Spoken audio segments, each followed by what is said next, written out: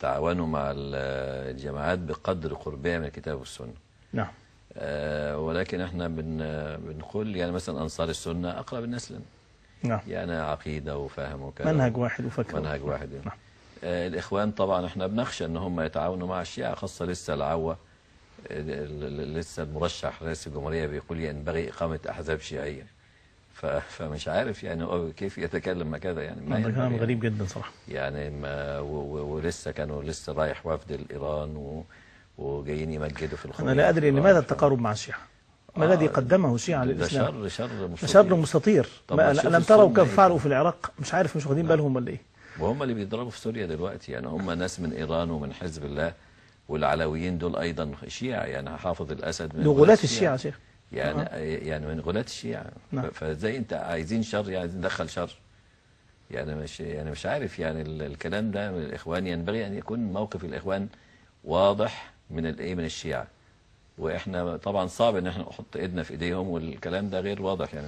هو شيخ المشكله ان البعض بيجي على مسائل سياسيه محضه، يعني ما عندوش عنده ضوابط شرعيه. مش في ولاء عقيده يعني. احنا ولاءنا منين؟ للصحابه ولا الايران والشيعة اللي بيحاربوا الصحابه ويكفروا الصحابه؟ يعني تمييع الامور دي مش صحيح يعني. نعم. يعني المفروض ان احنا لنا عقيدتنا ولنا منهجنا ولنا ولاءنا. احنا ولاءنا للسلف ولاءنا للصحابه وحبنا للصحابه رضي الله عنهم. فاللي بيعادي الصحابه بنعاديه، اللي بيحب الصحابه احنا بنحبه ونتعاون معه. فانا اقول هم الاخوان كانوا فاكرين السلفيين لا يقدروا يعملوا حاجه ولا حزب ولا، وفوجئوا بان اللي جاي تقرير يعني في الجزيره يعني ان حزب السلفيين 38% من الاصوات والاخوان 31. يعني ما ينحز السلفيين لسه بيقولوا ولسه شيخ لسه بادئين يعني. والاحزاب الثانيه الكرتونيه دي ال2.5 وال1.5 اللي هم عاملين ضجيج وفرقعه دول زي يعني اللي مش باين من الارض وسامع صوته يعني. فهم صوتهم عالي بس هم اساسا ولا حاجه يعني. ما همش واقع في الارض. فهو الشعب المصري اساسا شعب سني، اهل سنه. واللي بيقول كده انا عايز يروح يشوف في ايران كده في حزب سلفي هناك في ايران، يشوف في حزب في مسجد لاهل السنه في طهران ولا مسجد. بيعاملوا اهل السنه يعني اقل من اليهود والنصارى. اليهود والنصارى لهم منزله عند الشيعة اكثر من اهل السنه. نعم. يقاتلون النواصب. فازاي عايز يبقى رئيس جمهوريه وهو مش فاهم الامور، مش فاهم يعني ايه شيعة؟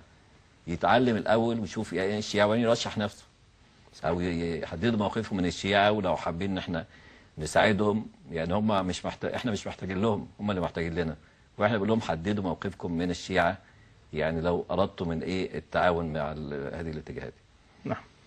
جزاكم الله خيرا يا شيخ احمد، بارك الله فيك. ويعني في نهايه الحديث الماتع ده صراحه مش عايز والله يعني يعلم ربنا قد ايه احنا متمتعين بهذا الحديث.